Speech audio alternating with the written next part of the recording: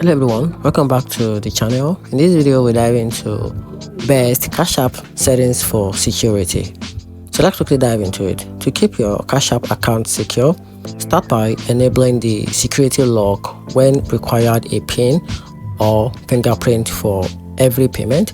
Turn on real-time notification to monitor transaction instantly, and make sure your email and phone number are verified. Use a strong, unique password and enable two-factor authentication on your linked email for extra protection. Also, lock your Cash App card when it's not in use. Avoid saving sensitive information in chat or links, and only contact support through the in-app chat.